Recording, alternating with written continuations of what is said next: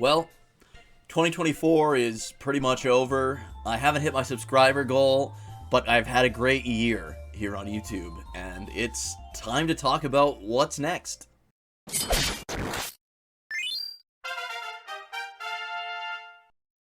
So I just want to start off by thanking each and every one of you who supported the channel this year and all the previous years as well. We hit over 34,000 subscribers this year, which is absolutely incredible. I know I had a goal this year to reach 5,000 subscribers, but I knew it was a huge goal that was going to be really hard to reach. I started this year off by hitting 1,000 subscribers. So we over tripled our subscriber count this year, and that is all thanks to you guys. So thank you so much. But I want to address one of the biggest questions I keep getting on my streams and my videos and stuff like that, and that is the Dragon Quest III versus Final Fantasy III video. When's it coming? Why is it taking so long? What is happening? Well, as you know, I streamed Final Fantasy III Pixel Remaster kind of at the beginning or earlier this year anyways. Played through all of that, had a great time, ended up finishing it and completing it for the first time ever. I've never given Final Fantasy III that much of a chance because before when I played it, it was just not that great of a game. Thankfully, the Pixel Remaster kind of fixed a lot of my issues that I had with the game, and I kind of actually enjoyed it. I enjoyed it quite a bit. But as you'll notice for my Dragon Quest vs. Final Fantasy video, my Dragon Quest II vs. Final Fantasy II video, I played Dragon Quest and Dragon Quest II before playing Final Fantasy and Final Fantasy II. Well, this situation was different, because we kind of knew that Dragon Quest III was getting an HD 2D remake. At the time, we had no idea that we were going to be getting an HD 2D remake of Dragon Quest 1 and 2, so I went forward, did Dragon Quest 1 and 2, and made those videos. Check them out if you haven't yet. Everyone who's seen them says they absolutely love them and they're their favorite videos on the channel. These videos take a lot of work. People that don't make JRPG content have no idea what it's like to have to scrub through 20 plus hours of gameplay footage to find all the little bits and pieces that they need. The script on the upcoming Dragon Quest III vs. Final Fantasy III video is already at 15 pages now, and I'm not finished. I think with the help of some pointers that were given to me by some other larger YouTubers this year, I think it won't take as long. So for an idea of how long these videos take, the Final Fantasy vs. Dragon Quest video took about 3 months from start to finish. And I'm talking from once the script started being written until the video came out. So not just the recording of the gameplay while I was playing and streaming the game, but the actual video making process. The second one was about, I want to say almost 3 or 4 months as well. So this one, obviously there's a lot more involved in Dragon Quest and Final Fantasy III than there was in Dragon Quest and Final Fantasies 1 and 2. There's a lot more kind of story going on there. There's a lot more world to explore, and yeah, there's a lot going on here. So for Dragon Quest and Final Fantasies 4 and on, I'm not going to be going into as much detail as far as the story points and stuff like that as I have been and will be in Dragon Quest versus Final Fantasy III.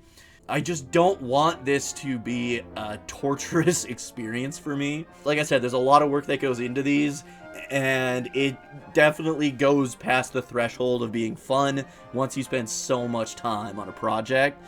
But I do want to do this one right. I do want to do the 3 games from both franchises that were on the NES. I think doing their full stories, because their stories aren't as large as they get in later entries in both series, I think I'm okay with covering all of the story points before we get to the kind of comparison between the two. That is why it's taking so long. I initially wanted to have that video out by the end of January. I don't know if that's possible, but I'm going to do my best. But I really want to give special thanks to a bunch of people. So I do want to give shout outs to a lot of the new viewers and people I met through streaming and making content this year. People like Mackenzie, Martine, X Sorrow, Mrs. Dragonite, Blue Pumpkin, Mighty Thorngan, and then of course a lot of the content creators that I met this year, or if I didn't meet them this year, we grew a lot closer this year and they gave me a lot of help. So I first want to thank FemTrooper and Grania for being absolutely awesome this year.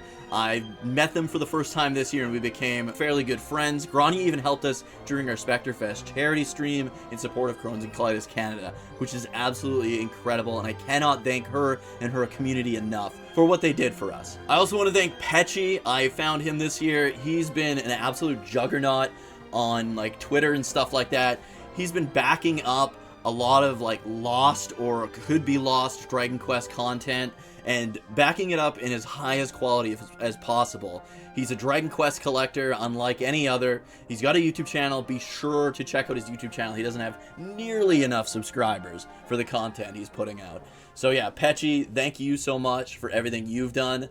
And I want to give a very, very special thanks to two larger YouTubers that kind of took me under their wing, or at least gave me a ton of help and pointers this year. So I first want to talk about David Vink. Dookie03 would not exist without David Vink. I made video reviews for our old website, blurryprawn.com, years and years ago. I'm talking back in like 2013 maybe. It might have been even earlier than that when we started it. I think 2013 was when we kind of ended it. We did video reviews and top 10 videos and stuff like that back then in a podcast, but my friends and I kind of just, it's not that we grew apart, we just grew too busy, and we all lived so far away, and we still do right now. It's about an hour and a half drive for me to get to any of my friends that we started Blurry Prawn with, including DG Online, my good friend DG Online, who helped create the Luminaries of the live stream with me. We just didn't have the time. I know DG was like just having kids, and we just didn't have time to make videos anymore. So I was kind of like trying to carry the whole Blurry Prawn banner on my back, and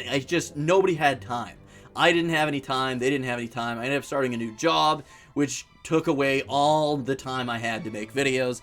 So I just kind of fell off for years and years. It's probably about 5 years there where I just didn't make any content anymore. I was done with it. And it was honestly, I would come home from lunch on my lunch break, and I would always kind of work out on my lunch break. It's something I've been doing for years. I would either watch like Super Sentai or Kamen Rider or Dragon Ball or something like that. I would just pop it up on the TV while I was doing my workout. And then eventually I started kind of getting back into like gaming content. And I found a guy that did top 10 videos, and his name was David Vink. And his top 10s were kind of similar to what I did back in the day. And I just remember falling in love with his content before I even knew the face or anything. Like, I would just watch David Vink's top 10 videos while I would work out on my lunch breaks every single day. And after about a month of that, or maybe a couple months of that, I was like, you know what? This guy puts out good stuff. I remember kind of the joy I had putting this kind of stuff out and interacting with the community. And it really made me want to get back into creating video content.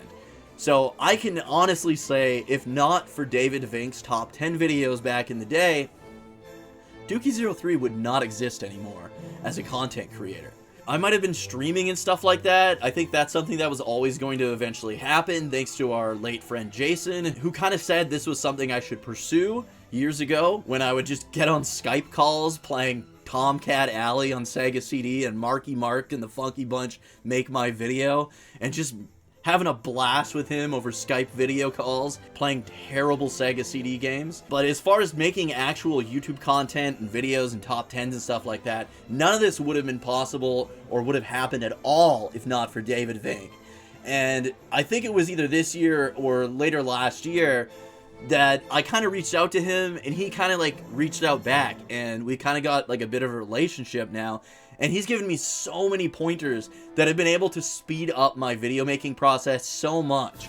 So those of you that do make JRPG or just any video game content, just know that there's no creator that's like too big to reach out to. Everyone's just a person like you or me.